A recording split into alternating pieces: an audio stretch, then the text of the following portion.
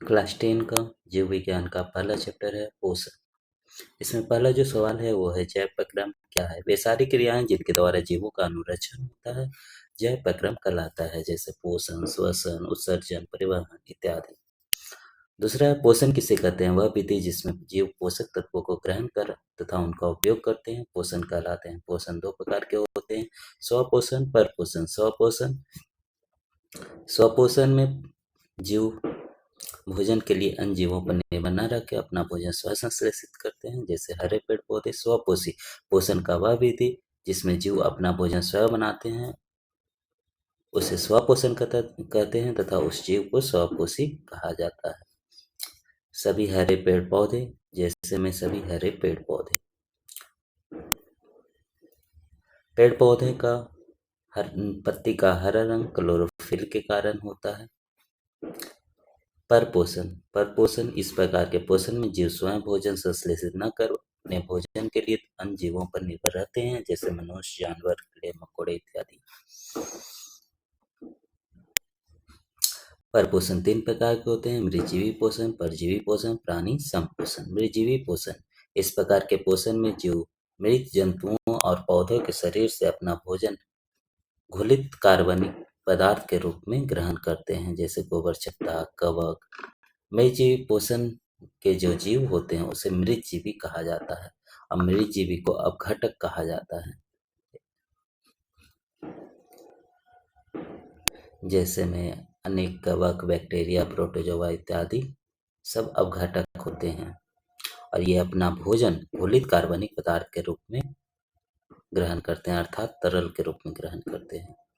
परजीवी पोषण इस प्रकार के पोषण में जीव दूसरे प्राणी के संपर्क में अस्थायी या अस्थायी रूप से रहकर अपना भोजन प्राप्त करते हैं, जैसे कवक, जीवाणु। जैसे में गाय में जो चमोकन होता है वो, जैसे में अमरबेल जो पौधों में देखा जाता है कि ऊपर एक अलग प्रकार का पौधा, अलग प्रकार का उसमें पेड़ आ गया है। गोल कृमि, टेपवर्म, मलेरिया, परजीवी इत्यादि। परजीवी भी अपना भोजन तरल रूप में ही ग्रहण करते हैं, लेकिन कार्बनिक रूप में करते हैं। प्राणी संपोषण वैसा पोषण जिसमें प्राणी अपना भोजन ठोस या तरल के रूप में जंतुओं के भोजन ग्रहण करने की विधि द्वारा ग्रहण करते हैं, अर्थात ठोस या तरल के रूप में निगलते हों, उसे प्राणी संपोषण कहा जाता है। इस प्रकार के पोषण सामान्यतः जंतुओं में पाया जाता है, जैसे मेढक, गाय, मनुष्य, बकरी इत्यादि। प्राणी संपोषण करने वाले जीव प्राणी संभोजी कहलाते हैं। अमीबा तथा पैरामीशिया में प्राणी संपोषण पाया जाता है। मनुष्य भी प्राणी संपोषण जीव है, प्राणी संभोजी जीव है। कोशिका सभी जीवों की संरचनात्मक एवं क्रियात्मक इकाई होता है। कोशिकाओं के समूह को ऊतक कहा जाता है, ऊतकों के समूह को अंग कहा जाता है, अंगों के समूह को अंग तंत्र कहा जाता है और अंग तंत्र मिलकर जीव का निर्माण करते हैं। यहाँ पर ये भी सवाल पूछा जाता है कि कोशिका का खोज किसने किया था? तो रॉबर्ट हुक ने किया था। जीवित कोशिका का खोज किसने किया था? तो लिविन हुक ने किया था। केंद्रक का खोज रॉबर्ट ब्राउन ने किया था। प्रकाश संश्लेषण क्या है? जिस प्रक्रिया के द्वारा पौधे अपना भोजन तैयार करते हैं उस मूलभूत प्रक्रिया को प्रकाश संश्लेषण कहते हैं। इस प्रक्रिया में पौधे सूर्य के प्रकाश की उपस्थिति में क्लोरोफिल, CO2 और H2O की मदद से अपना भोजन तैयार करते हैं। हरे पेड़ पौधे में प्रकाश संश्लेषण की क्रिया करने की क्षमता होती है। कुछ पौधे जो प्रकाश संश्लेषण की क्रिया नहीं कर पाते हैं वे मृतजीवी या परजीवी होते हैं, जैसे गोबर छत्ता मृतजीवी जीव है, अमरबेल परजीवी जीव है। प्रकाश संश्लेषण के क्रिया के लिए 4 आवश्यक कच्चे पदार्थ का नाम लिखें। तो पहला सूर्य का प्रकाश होगा, दूसरा क्लोरोफिल, तीसरा कार्बन डाइऑक्साइड, चौथा जल तथा खनिज लवण। जल में ही घुला हुआ रहता है खनिज लवण। आगे बात करें तो कुछ इंपॉर्टेंट ऑब्जेक्टिव है। प्रकाश संश्लेषण एक प्रकाशीय रासायनिक अभिक्रिया है। प्रकाश संश्लेषण में विकिरण ऊर्जा को रासायनिक ऊर्जा में बदला जाता है, या फिर यहाँ पर कहा जा सकता है प्रकाश संश्लेषण में प्रकाश ऊर्जा को रासायनिक ऊर्जा में बदला जाता है। प्रकाश संश्लेषण के दौरान बना भोजन स्टार्च या मड के रूप में संचित रहते हैं। प्रकाश संश्लेषण में उत्पाद के रूप में ऑक्सीजन बनता है और ग्लूकोज भी बनता है। प्रकाश संश्लेषण की क्रिया केवल दिन में होती है, रात में नहीं, ये तो पता ही होगा। प्रकाश संश्लेषण की क्रिया के द्वारा वायुमंडल में ऑक्सीजन का संतुलन बना रहता है। प्रकाश संश्लेषण की प्रक्रिया शुरू से अंत तक क्लोरोप्लास्ट में होता है। पत्तियों को प्रकाश संश्लेषी अंग एवं हरित लवकों को प्रकाश संश्लेषी अंग कहा जाता है। ये सवाल पूछा गया है बहुत बार। पत्तियों को क्या कहा जाता है? तो प्रकाश संश्लेषी अंग कहा जाता है, और हरित लवक को प्रकाश संश्लेषी अंग कहा जाता है। प्रकाश संश्लेषण की क्रिया के दौरान ऑक्सीजन मुक्त होता है और कुछ मात्रा में H2O भी मुक्त होता है। इसीलिए गर्मी के दिनों में हम अगर पेड़ के नीचे बैठते हैं तो हमको थोड़ा ठंडक महसूस होता है। पत्तियों की बाहरी त्वचा रंध्र अर्थात स्टोमाटा, और बाहरी त्वचा में रंध्र अर्थात स्टोमाटा मौजूद होता है। इन्हीं रंध्रों द्वारा पत्तियों को CO2 ग्रहण करती है और O2 को छोड़ती है। प्रकाश संश्लेषण प्रक्रिया में पौधों का रंग उतना महत्व नहीं रखता है, केवल उनकी पत्तियों में क्लोरोफिल होना चाहिए। अर्थात प्रकाश संश्लेषण पौधों का रंग कुछ भी हो, लेकिन उसकी पत्ती में क्लोरोफिल होना चाहिए। क्लोरोफिल आवश्यक है। क्लोरोफिल को प्रकाश संश्लेषी इकाई कहा जाता है। प्रकाश संश्लेषण क्रिया दो चरणों में होती है। पहला प्रकाशिक अभिक्रिया, दूसरा अप्रकाशिक अभिक्रिया। प्रकाशिक अभिक्रिया में प्रकाश की आवश्यकता होती है, जबकि अप्रकाशिक अभिक्रिया में प्रकाश की आवश्यकता नहीं होती है। प्रकाशिक अभिक्रिया में क्या होता है? तो सूर्य के प्रकाश की उपस्थिति में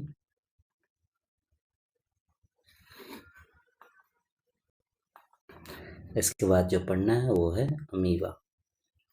अमीबा एक सरल प्राणी समपोषी जीव है। अमीबा का आकार अनिश्चित होता है। ये मृदु जलीय होते हैं, ये एक कोशिकीय होते हैं और अनिश्चित आकार के प्राणी होते हैं। इसका आकार कुटपात बनने और बिगड़ने के कारण बदलता रहता है। कुटपात की मदद से ये भोजन ग्रहण करते हैं और चलते भी हैं। अमीबा का भोजन शैवाल के छोटे छोटे टुकड़े होते हैं, बैक्टीरिया होता है, डाइटम होता है और एक कुछ अन्य छोटे एककोशिकीय जीव और मृत कार्बनिक पदार्थ होते हैं। अमीबा में पोषण अंतःग्रहण, पाचन और बहिष्करण प्रक्रिया के द्वारा पूर्ण होता है। अमीबा में पाचन भोजन रसायनी में ही एंजाइमों के द्वारा होता है। अमीबा में अपचे भोजन को शरीर से बाहर निकालने के लिए कोई निश्चित आहार नहीं होता है। अगर अमीबा का हम चित्र पाना चाहें तो ये रहा।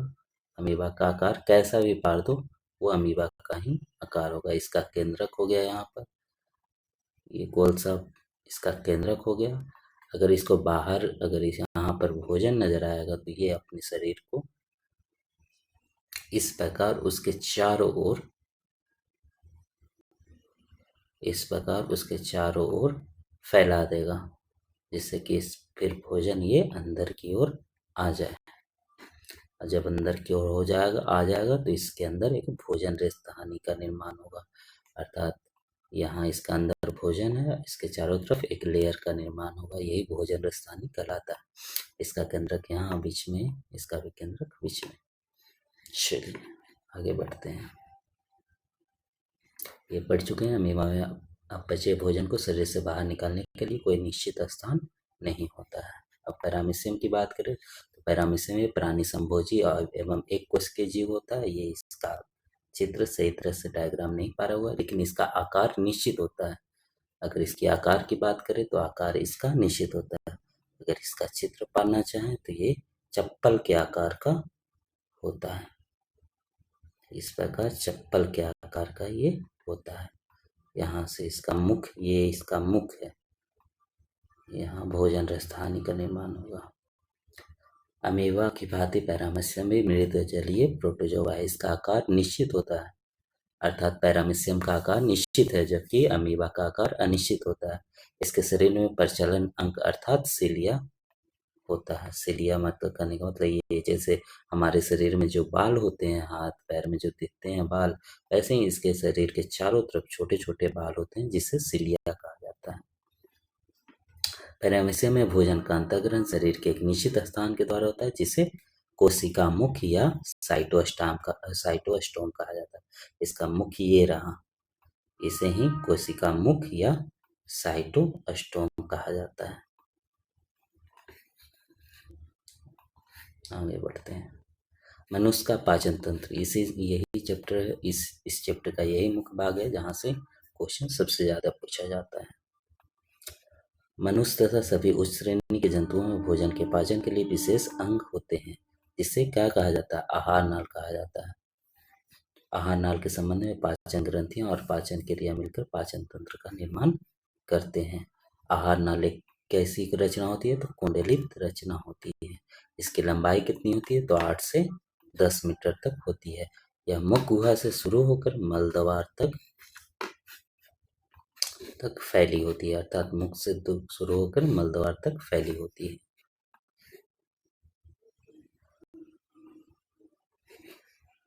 मुख गुहा आहार नाल का पहला भाग होता है। यह ऊपरी तथा निचली जबड़ों से घिरा होता है। अब मुख गुहा में जीभ होते हैं, दांत होते हैं। हमारे मुख गुहा में 3 जोड़ी लार ग्रंथियां होती है, ये ज्यादा इंपॉर्टेंट है। कितनी जोड़ी लार ग्रंथियां होती है? 3 जोड़ी। तीनों का नाम पूछा जाए तो सबमैंडिबुलर, पहला होगा सबमैंडिबुलर, सबमैंडी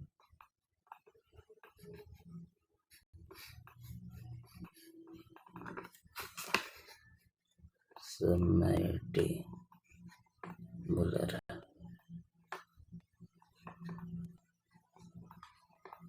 सबमैंडिबुलर, दूसरा है सबलिंगुअल, पहला है सबमैंडिबुलर, दूसरा है सबलिंगुअल और तीसरा है पैरोटिड ग्रंथि। 3 प्रकार की लार ग्रंथि होती हैं, पहला है सबमैंडिबुलर, दूसरा सबलिंगुअल, तीसरा पैरोटिड ग्रंथि। आगे बढ़ते हैं। लार ग्रंथि से निकलने वाला सबसे प्रमुख एंजाइम कौन सा होता है? तो टाइलिन होती है। भोजन का पाचन मुख गुहा से प्रारंभ होता है। टाइलिन कार्बोहाइड्रेट का पाचन करना शुरू करता है, अर्थात जब मुख से हम भोजन खाते हैं तो दांत से चबाने के बाद तो उस समय लार भी आते ही। वो लार कहाँ से निकलता है? तो लार ग्रंथि से निकलता है। उस लार ग्रंथि में कितने प्रकार के एंजाइम होते हैं? तो 3 प्रकार के। पहला कौन सा उस लार ग्रंथि में कौन सा एंजाइम होता है? तो टाइलिन एंजाइम होता है। ये कहाँ से निकलता है? तो 3 जोड़ी लार ग्रंथियां से निकलता है। पहला है पैरोटिड ग्रंथि, दूसरा है सबमैंडिबुलर ग्रंथि, तीसरा है सबलिंगुअल ग्रंथि। टाइलिन क्या करता है? तो कार्बोहाइड्रेट का पाचन करता है। जीभ के ऊपरी सतह पर कई छोटे छोटे अंकुर होते हैं, जिन्हें क्या कहा जाता है? तो स्वाद कलियां कहा जाता है। इन्हीं स्वाद कलियों के कारण हमें भोजन का मीठा, खारा, खट्टा इत्यादि, कड़वा इत्यादि का ज्ञान होता है। अब दांत के बारे में पढ़ते हैं। दांत मसूड़ों के अंदर धंसा हुआ होता है, जो कि जड़ कहलाता है। अगर दांत पाड़ना चाहें तो इस प्रकार पाड़ते हैं, जो कि यहाँ तक, ये उसका ऊपर का भाग हो गया, ये जड़ हो गया जो कि मांस के अंदर होता है, जो कि जबड़ा के अंदर होता है। बात करें तो ये हो गया बीच का भाग, ग्रीवा या गर्दन, और जो ऊपर का भाग होता है ये शिखर कहलाता है। यहाँ भी देखिए ऊपर में लिखा हुआ है, ऊपर निकला हुआ होता है उसे शिखर या सिर कहा जाता है। जड़ तथा शिखर के बीच वाला भाग को क्या कहा जाता है? ग्रीवा या गर्दन कहा जाता है।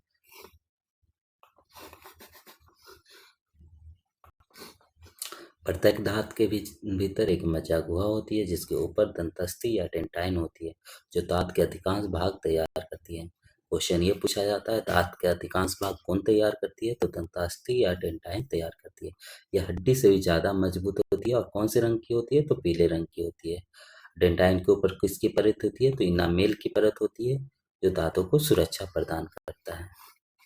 मानव शरीर के सबसे कठोर भाग पूछा जाए तो दांतों का इनामेल परत ही होता है, जो सबसे ज्यादा कठोर होता है। दांत का कार्य क्या होता है? तो भोजन को काटने, चबाने का कार्य होता है। एक मनुष्य, वयस्क मनुष्य में दांतों की संख्या 32। दांत के कितने प्रकार होते हैं? तो 4 प्रकार होते हैं। पहला है कतरनक, दूसरा है भेदक, तीसरा है अर्धच्यवनक, चौथा है च्यवनक।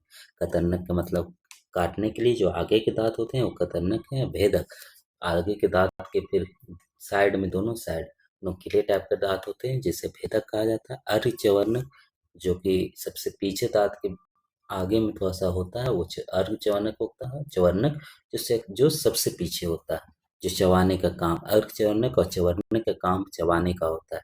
कतरनक का कतरने के लिए और भेदक को भेदने के लिए, जैसे जौ के तारीख चीरने के लिए जिन दांतों का इस्तेमाल किया जाता है वो होता है भेदक।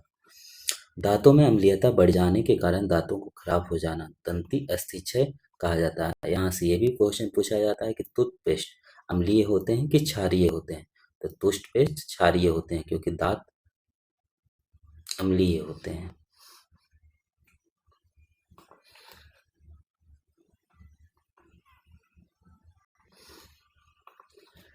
ग्रसनी मुंह गुहा का पिछला भाग होता है।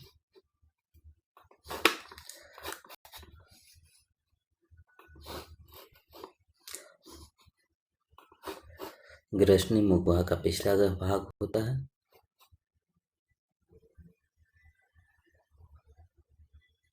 इसमें दो छिद्र होते हैं, निगल द्वार और कंठ द्वार। ये रहा कंठ द्वार। निगल द्वार जिसमें आहार नाल के अगले भाग ग्रास नली में खुलता है, और कंठ द्वार जिसके द्वारा हम सांस लेते हैं, जो कि श्वास नली में ट्रैकिया में खुलता है। कंठ द्वार एवं निगल द्वार के बीच में एक पट्टी जैसी रचना होती है जिसे क्या कहा जाता है? एपिग्लोटिस कहा जाता है। ये सवाल बहुत बार पूछा गया है कि कंठ द्वार और निगल द्वार को कौन अलग करता है, या कंठ द्वार और निगल द्वार के बीच में एक पट्टी जैसी रचना होती है उसे क्या कहा जाता है? तो एपिग्लोटिस कहा जाता है। मनुष्य जब भोजन करता है तब यह पट्टी कंठ द्वार को ढक देती है, और जब वह भोजन श्वास नली में नहीं कर अर्थात जब वह भोजन नहीं करता है तो श्वास नली खुल जाता है। अब पट्टी कंठ द्वार को क्यों ढकता है? क्योंकि जो भोजन हम कर रहे हैं वो श्वास नली में न जाए। मुख गुहा में लार से सना हुआ भोजन निगल द्वार के द्वारा ग्रास नली में पहुंचता है। ग्रास नली में होता है, ग्रास नली से होते हुए भोजन अमाशय में पहुंचता है। ग्रास नली में भोजन का पाचन नहीं होता, लेकिन क्रमानुकोचन कहाँ होता है? तो ग्रास नली में ही भोजन का क्रमानुकोचन होता है। अब ग्रास नली से होते हुए भोजन कहाँ पहुंचेगा? तो अमाशय में पहुंचेगा। अमाशय कैसी होती है? तो एक चौड़ी रचना होती है। कैसी रचना? तो थैली जैसी रचना होती है, जो कि उदर गुहा अर्थात पेट के कौन से साइड में होती है? तो बाईं ओर से शुरू होकर अनुपस्थ दिशा की ओर फैली होती है, जो कि अगर पारना चाहें तो ऐसे इसको संरचना ऐसा पारा जाता है।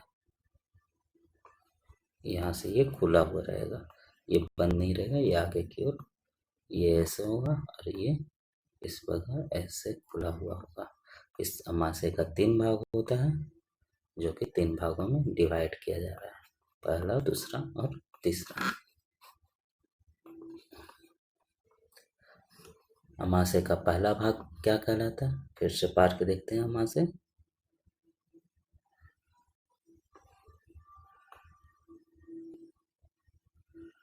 इस प्रकार होता है। पहला भाग इसका यहाँ हो गया, दूसरा भाग यहाँ, तीसरा भाग यहाँ। पहला भाग को क्या कहा जाता है? अग्रभाग को कार्डियक, और दूसरा बीच वाला भाग, लास्ट वाला भाग को पाइलोरिक, और बीच वाला भाग को नहीं दिया गया है, फुंडिक कहा जाता है। यहाँ नहीं लिखा हुआ है, लिख देते हैं फुंडिक। 3 भागों में बटा हुआ होता है फुंडिक। पहला भाग शुरुआत का क्या कहलाता है? तो कार्डियक। बीच का भाग पाइलोरिक, बीच का भाग फुंडिक, सबसे लास्ट का भाग पाइलोरिक। अब अमाशय में होता क्या है? तो जठर ग्रंथि होती है, जिन जठर ग्रंथि 3 प्रकार की कोशिकाओं से बनी होती है। अमाशय में जठर ग्रंथि होता है, और जठर ग्रंथि 3 प्रकार की कोशिकाओं से बना होता है। पहला है श्लेष्मा, जिसे म्यूकस कोशिका भी कहा जाता है। दूसरा है भित्तीय, जिसे अम्लजन कोशिका कहा जाता है। तीसरा है मुख अर्थात जामोजिन कोशिकाएं भी कहा जाता है। इन तीनों कोशिकाओं से एक रस का स्राव होता है, जिसे क्या कहा जाता है? जठर रस कहा जाता है। जठर रस में होता क्या क्या है? तो हाइड्रोक्लोरिक अम्ल होता है। यहाँ देखिए लिखा हुआ है, जठर रस में क्या होता है? तो हाइड्रोक्लोरिक अम्ल अर्थात HCl, हाइड्रोक्लोरिक अम्ल। दूसरा म्यूकस अर्थात श्लेष्मा, और तीसरा है निष्क्रिय पेप्सिनोजेन। अमाशय शुरू से देखते हैं। अमाशय में क्या होता है? तो जठर ग्रंथि होती है। जठर ग्रंथि कितनी कोशिकाओं से मिलकर बनी होती है? तो 3 कोशिकाओं से मिलकर बनी होती है। पहला है श्लेष्मा कोशिका, दूसरा है वित्तीय कोशिकाएँ, तीसरा है मुखिया जाइमोजिन कोशिकाएँ। इन तीनों कोशिकाओं से एक रस का स्राव होता है, जिसे कौन सा रस कहा जाता है? तो जठर रस या गैस्ट्रिक जूस कहा जाता है। जठर रस में होता क्या है? तो हाइड्रोक्लोरिक अम्ल होता है, म्यूकस होता है और तीसरा निष्क्रिय पेप्सिनोजेन होता है। हाइड्रोक्लोरिक अम्ल का स्राव कौन से कोशिका द्वारा होता है? तो यहाँ देखिए पहला जो लिखा हुआ है हाइड्रोक्लोरिक अम्ल, दूसरा जो अम्लजन कोशिका है इसके द्वारा कौन से रस का स्राव होता है? तो हाइड्रोक्लोरिक अम्ल का स्राव होता है अम्लजन कोशिकाओं से। अम्लजन हाइड्रोक्लोरिक अम्ल करता क्या है? तो निष्क्रिय पेप्सिनोजेन को सक्रिय पेप्सिन नामक एंजाइम में बदलता है।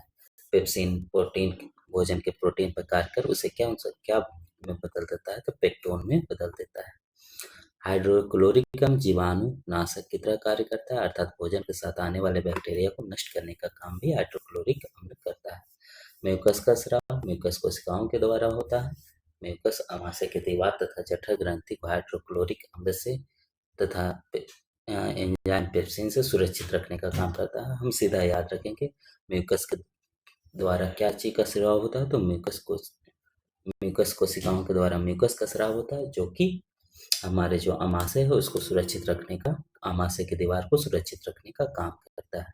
और किससे सुरक्षित रखेगा? तो हाइड्रोक्लोरिक अम्ल तथा बहुत सारे एंजाइम से सुरक्षित रखेगा। एंजाइम में पेप्सिन एंजाइम से सुरक्षित रखेगा। मनुष्य के आमाशय में कितने लीटर जठर रस का स्राव होता है प्रत्येक दिन? तो 3 लीटर जठर रस का स्राव होता है प्रत्येक दिन। आमाशय की ग्रंथियों से कभी-कभी अत्यधिक अम्लीयता स्राव होने के कारण उनकी दीवार में छोटे-छोटे घाव हो जाते हैं, जिसे क्या कहा जाता है? तो घाव अल्सर कहा जाता है। यहाँ देखिए दिया हुआ है। अंदर की ओर दाना-दाना धँसा हुआ दाना-दाना सा हो जाता है, जिसे अल्सर कहा जाता है, पेप्टिक अल्सर। यहाँ देखिए लिखा हुआ है पेप्टिक अल्सर कहा जाता है, जो कि गोलाकार रचना होती है।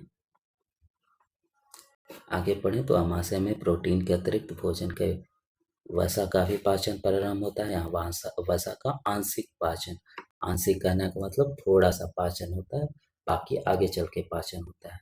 आंशिक पाचन कौन से एंजाइम द्वारा होता है? तो गैस्ट्रिक लाइपेज के द्वारा होता है। गैस्ट्रिक लाइपेज वसा को वसा अम्ल तथा ग्लिसरॉल में बदलता है। ये इम्पोर्टेंट है क्योंकि ये पूछा जाता है। गैस्ट्रिक लाइपेज वसा को कौन से अम्ल में बदलता है? तो वसा अम्ल तथा ग्लिसरॉल में बदलता है। आमाशय में अब भोजन स्वरूप गाढ़े लेह की तरह हो जाती है, जिसे क्या कहा जाता है? काइम कहा जाता है। ये भी याद रखने वाला सवाल है कि काइम कहाँ बनता है? तो छोटी आंत में, ये आमाशय के पाइलोरिक में बनता है, अर्थात लास्ट में बनता है गाढ़े लेह की तरह। काइम आमाशय के पाइलोरिक क्षेत्र से होते हुए कहाँ पहुंचता है? तो अब छोटी आंत में पहुंचता है। आज के लिए इतना ही, अगला क्लास में छोटी आंत स्टार्ट करेंगे। Have a good day.